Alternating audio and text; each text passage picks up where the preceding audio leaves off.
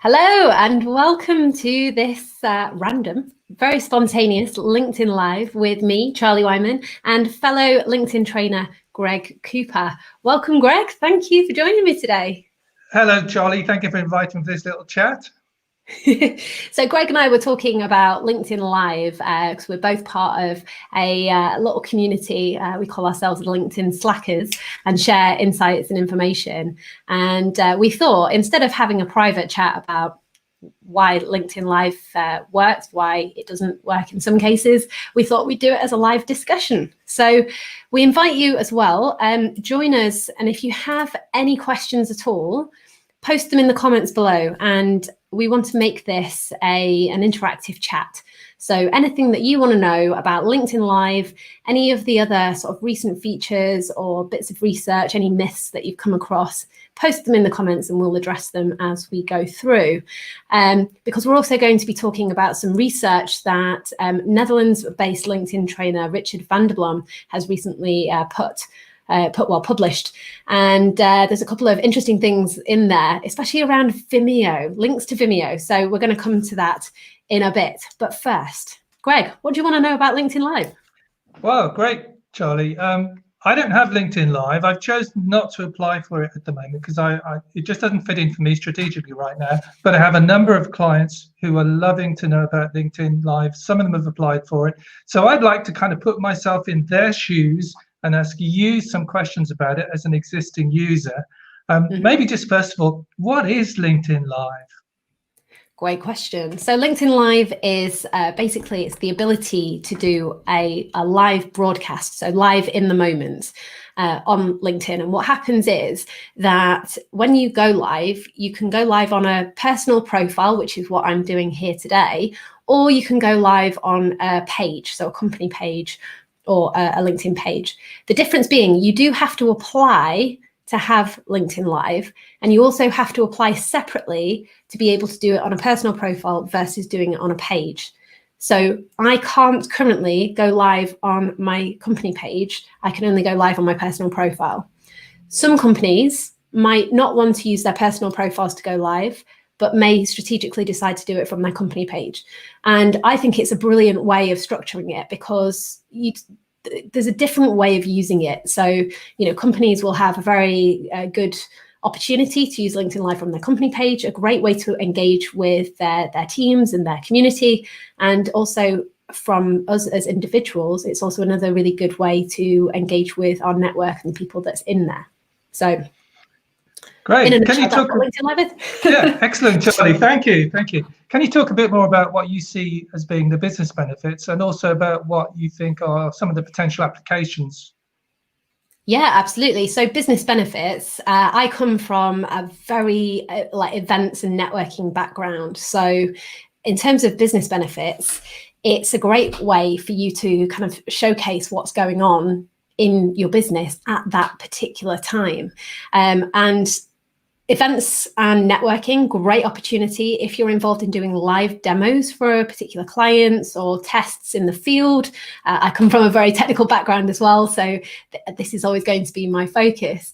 There's huge opportunities to really take your community, take your audience behind the scenes and share the real personality behind the brands, showcase the brilliance of the teams that bring those products and services to life, really share the wonderful things that make those products and services relevant and exciting to their clients and to the market.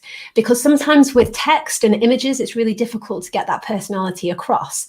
Whereas with live video, it's very real, it's very in the moment, it's very hard to pretend to be somebody else. So for me, that's the real big opportunity for brands to move away from being a faceless company brand to being a little bit more human, to sharing the behind the scenes, to sharing the wonderful things that go on within the company, within the culture, within those, those client company relationships, because that's what, in my mind, that's what business is all about. And I see we have a question from the excellent Jeff Young from Ohio in the comments there. So Jeff's wondering, is it best to do a regular slot each week or to do an ad hoc one like we're doing today? Have you got any thoughts on that, Charlie? So it's a great question, Jeff, and welcome. Thank you for joining us. I'm still in testing mode at the moment. So Greg made the best comment when we started this live stream, which is that LinkedIn Live does not fit strategically into his business, which is why he's not applied. A lot of people are using LinkedIn tactically, which is how I'm using LinkedIn Live right now, because I'm experimenting with it. I'm trying to find out the different ways of using it, so that I can tell which is the right strategy to use. I've got some ideas, but I'm just testing a few different approaches at the moment. So in terms of, is it better to do it ad hoc or scheduled? I've been doing it ad hoc, and I've noticed that depending on the time of day and the day, the engagement will either go up or go down. So I think that there is a strategy around choosing the time of day that you do go live. But again, it's all about your audience. So who you're targeting and when are they most likely to be online, because that will be the best time to target them. Scheduled posts are great because you can basically say, look, I've got a show. It's going to be every week, every day, every other week, every month. And you can invite people to join you, to schedule it in their calendars, and to be part of it. So there are pros and cons against both, but I think it all depends on your strategy and actually what you want to get out of it as well.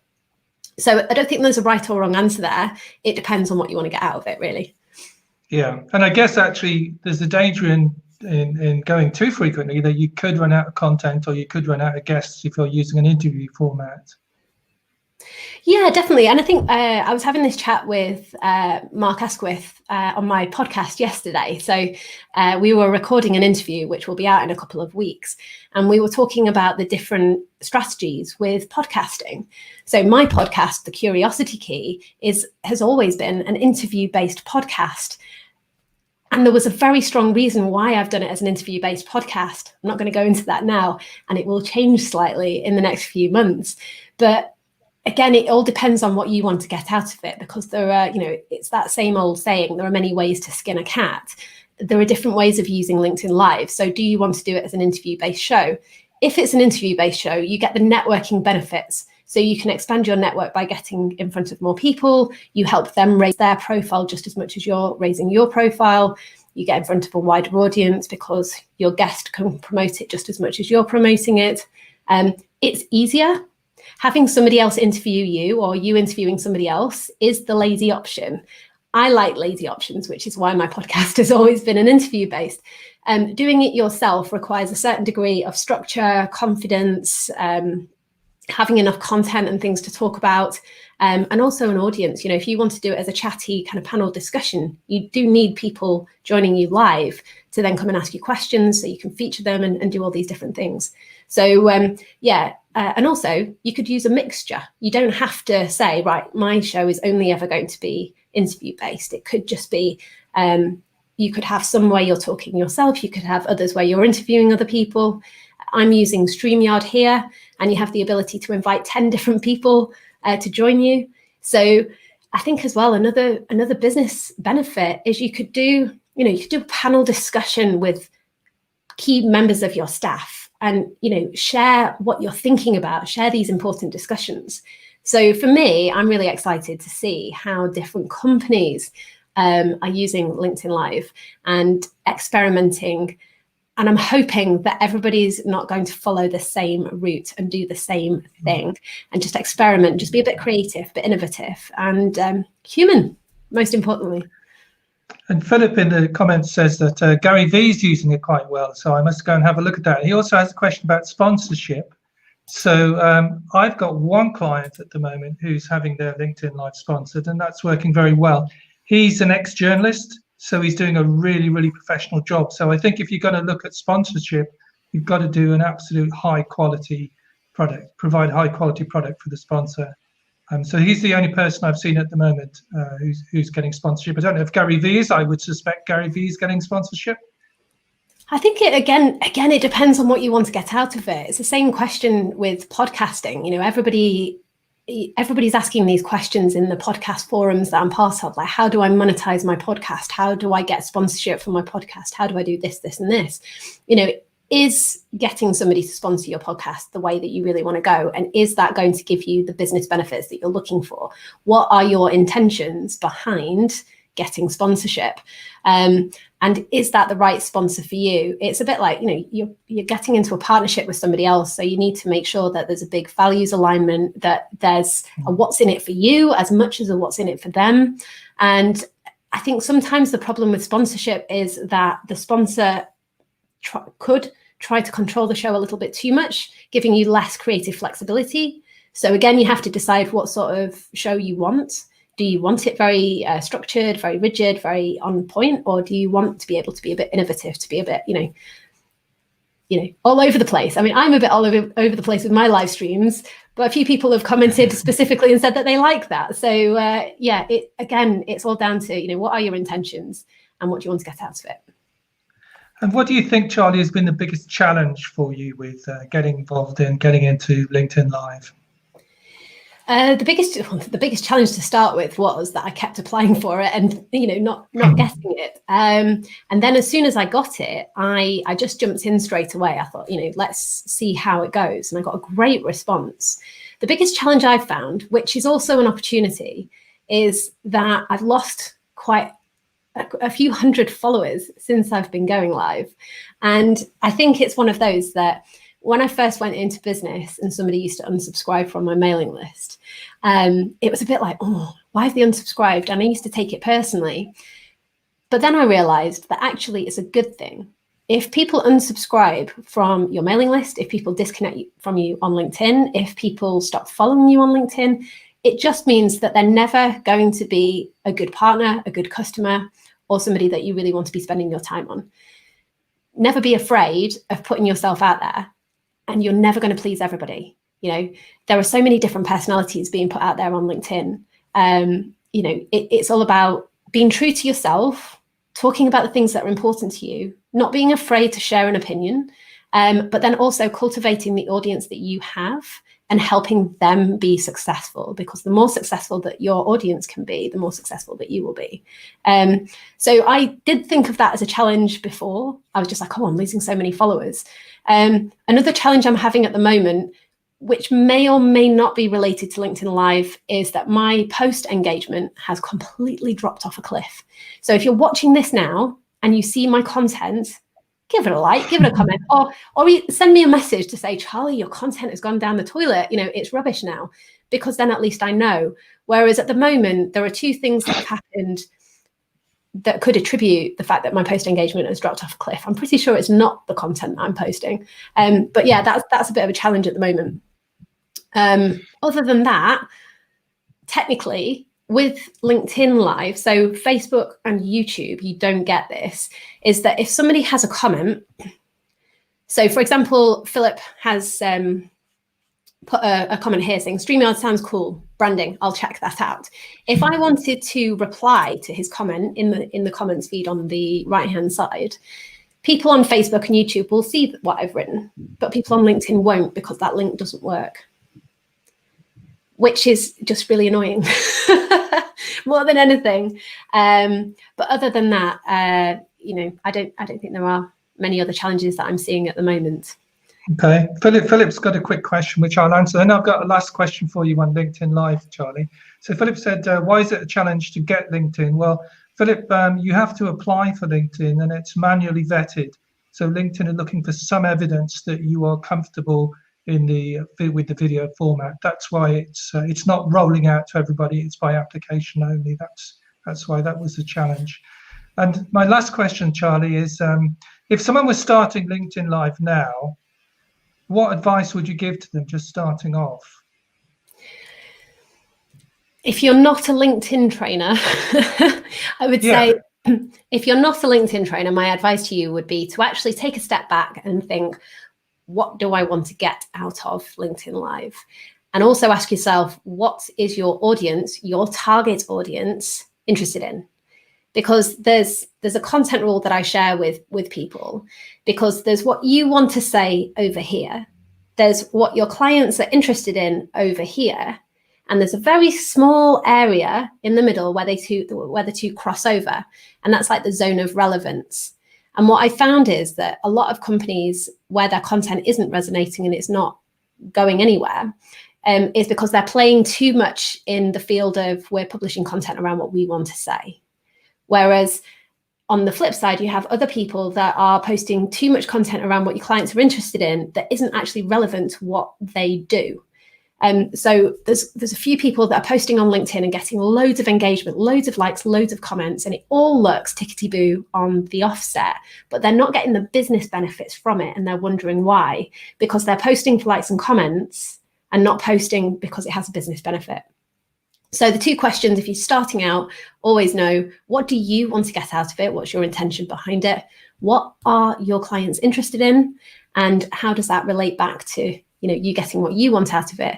And then also, just map out all of the various different opportunities that you could get, put a score behind them and say, right, okay, this one is going to be the one for us. Because sometimes if you try out too many different things, you can end up confusing your market or confusing your audience. And you don't want people confused. You want to be consistent, you want to build trust, and you want to build and foster those important relationships. Great advice, Charlie. Thank you. It's a long-winded way of putting it. Yeah. So we wanted to cover for a few minutes on Richard van der Blom's research, didn't we? For those of you who haven't seen it, Richard van der Blom is a Dutch LinkedIn specialist, and he's been doing some great work analysing what works in posts. And recently, with some partners, he analysed 4,500 LinkedIn posts at 15-minute intervals, and came up with some really interesting results from that. What were the highlights for you, Charlie? What really stood out? Well, the biggest one that stood out for me was the fact that LinkedIn seems to suppress posts with a YouTube link, but not with a Vimeo link. Yeah, that's weird. Why is Vimeo getting all of the love? Yeah, that was a bit of a surprise for me, because I have noticed, both from doing the audits that I do for clients and also from my own activity and testing, is that if there is a link to a YouTube video in the post, then the post doesn't really go very far. Whereas if you upload that video natively, then that performs significantly better.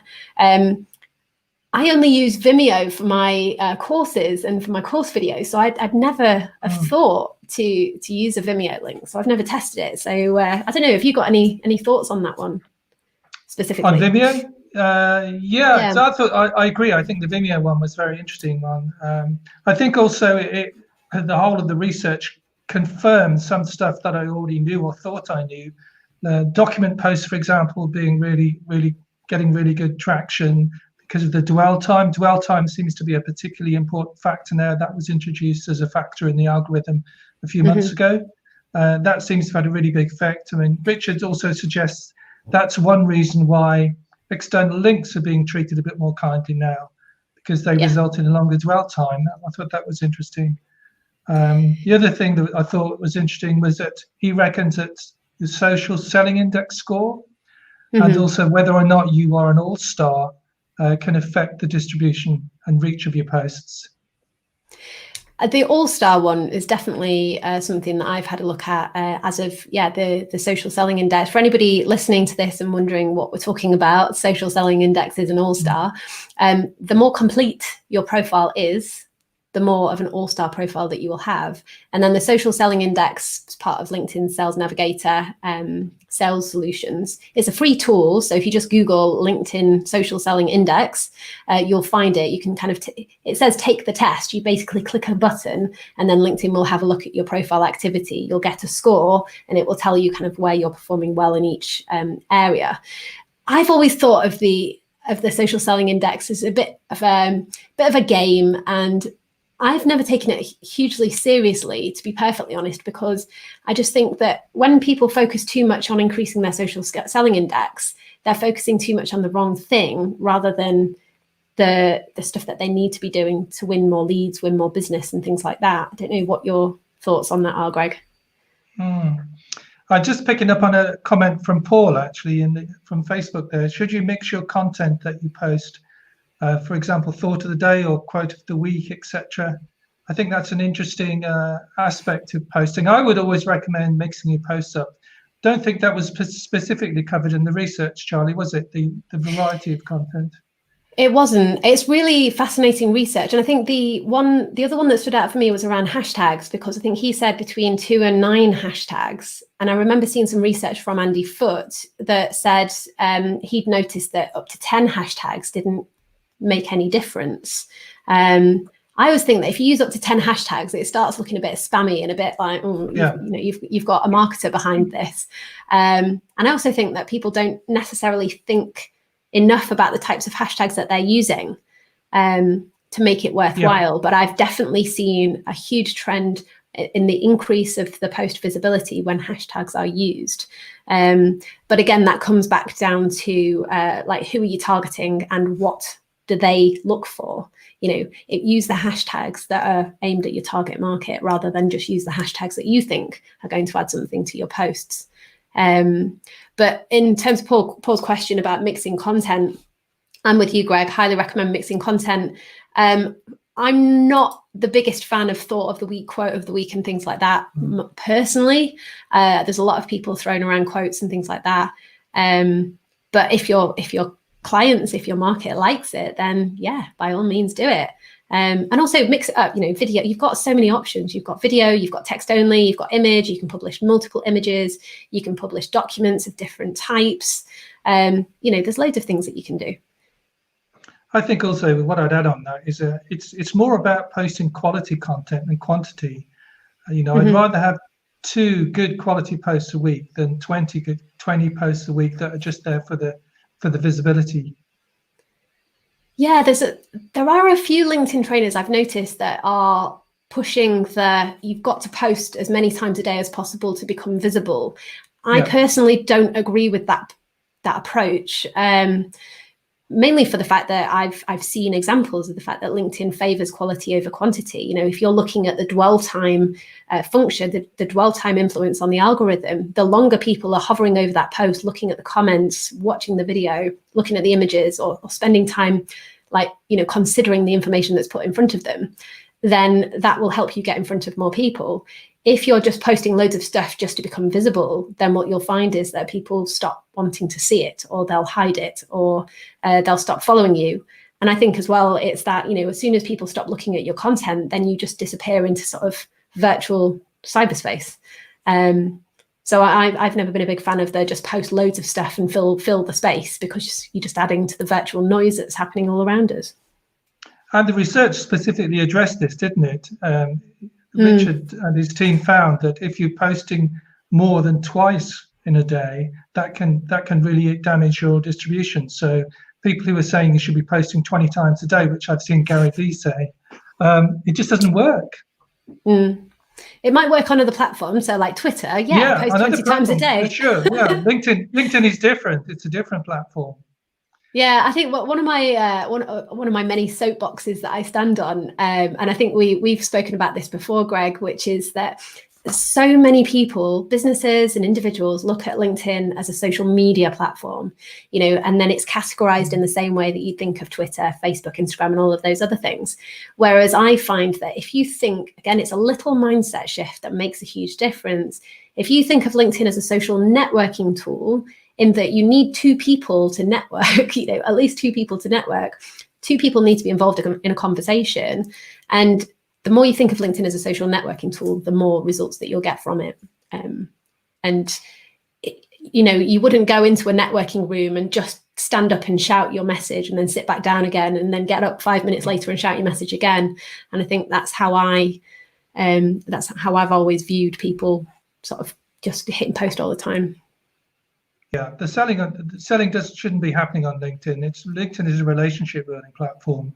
The selling happens once the conversation goes off the platform. So, as with physical networking, you don't sit at the table with people in a networking event and start pitching them. You start building relationships, don't you? Yeah, you have a conversation. I think I always have a conversation. It's that I always say, it's like you wouldn't go to a networking meeting, throw your business card in somebody's face, and then walk away. You would want to find out a little bit about them and to see if there is, they're worth talking to at least. So why do people constantly send connection requests and refuse to engage in a conversation? It seems very strange to me. And then on the networking side, which is that think of how you communicate with people at a networking meeting. Again, I did an audit for a company yesterday, and their inbox was stuffed full of people pitching to them. I mean, it was bad enough that it was just full of people pitching to them, but the language that was being used was not the sort of language you would ever use in natural conversation. And it was, I'm actually compiling. So if you're watching this, please send me any examples of really cringeworthy direct pitches or direct messages, because I'm compiling a bit of a report of all of the messages. I think some people will get a bit of fun out of reading it, but also what I have learned is that not everybody realizes that they're doing the wrong thing, because more often than not, when you send a direct sales pitch and somebody doesn't like it, what happens? They ignore you. And when you're ignored over and over again, you don't know that you're doing something wrong. And the amount of people that I speak to that are sending direct spammy sales pitches that don't realize that they're doing it, so sometimes I just think, share a bit of kindness, send somebody a message saying, this is not cool. Is this approach working for you? Because, there is a different approach. Send them my way. Send them to Greg. We'll help them. Yeah. And many people will also report those messages as spam, won't they, Charlie? I think more and more people are doing that. I think more and more people are cottoning onto that fact, and they're reporting these messages.